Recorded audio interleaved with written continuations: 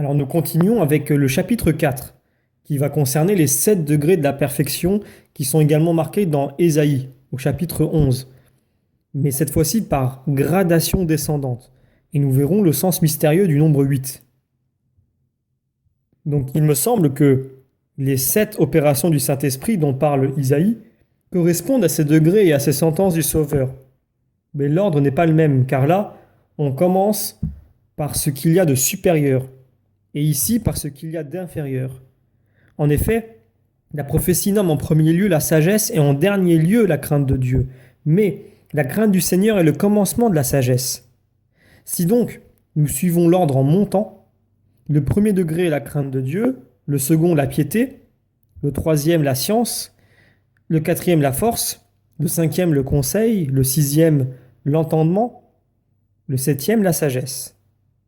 La crainte de Dieu convient aux humbles, dont on dit « bienheureux les pauvres d'esprit », c'est-à-dire ceux qui ne sont point enflés, point orgueilleux, et à qui l'apôtre dit « ne cherchez point à vous élever, mais craignez », c'est-à-dire n'aspirez point à monter.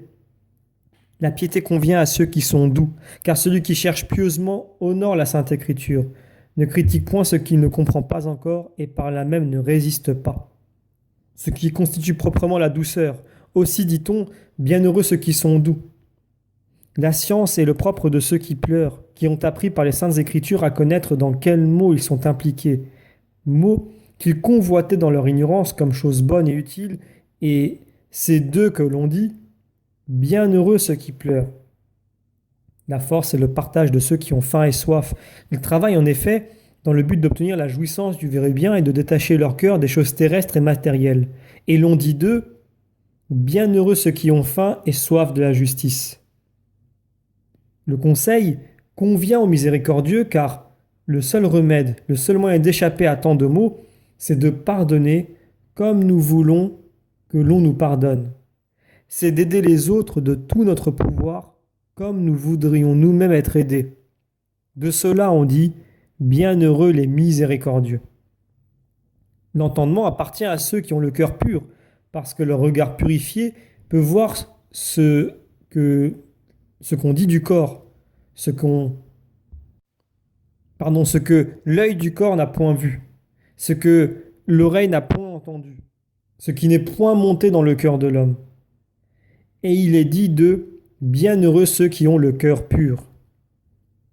La sagesse est le partage des pacifiques, chez qui tout est réglé, en qui rien ne se révolte contre la raison, mais où tout est soumis à l'esprit de l'homme qui lui-même obéit à Dieu.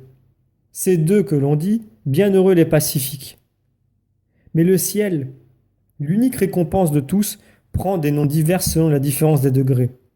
Tout d'abord, on l'a nommé parce qu'il est la sagesse souveraine et parfaite de l'âme raisonnable.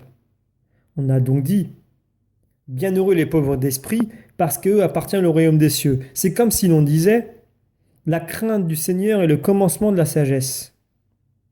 L'héritage est promis à ceux qui sont doux. C'est le testament paternel en faveur de ceux qui cherchent avec piété. Bienheureux ceux qui sont doux, parce qu'ils posséderont la terre en héritage. La consolation est pour ceux qui pleurent, parce qu'ils savent ce qu'ils ont perdu et dans quels maux ils sont plongés. Bienheureux ceux qui pleurent, parce qu'ils seront consolés.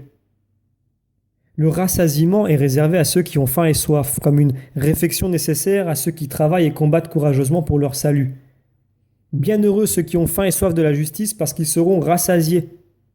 La miséricorde est pour les miséricordieux qui mettent en pratique le vrai, le meilleur conseil, afin de recevoir d'un plus puissant ce qu'ils accordent eux-mêmes à de plus faibles. Bienheureux les miséricordieux, parce qu'ils obtiendront miséricorde. À ceux qui ont le cœur pur, la faculté de voir Dieu, parce que le regard purifié peut contempler les choses éternelles. Nous disons, bienheureux ceux qui ont le cœur pur, parce qu'ils verront Dieu. Au pacifique, la ressemblance avec Dieu, parce qu'ils possèdent la sagesse parfaite et qu'ils sont formés à l'image de Dieu par la régénération de l'homme nouveau. Bienheureux les pacifiques, parce qu'ils seront appelés enfants de Dieu. Et tout cela peut s'accomplir en cette vie comme nous croyons que cela a eu lieu dans les apôtres. car il n'est pas possible de décrire par des paroles cette transformation en la forme angélique qui nous est promise pour l'autre vie. Bienheureux donc ceux qui souffrent persécution pour la justice, parce qu'à eux appartient le royaume des cieux.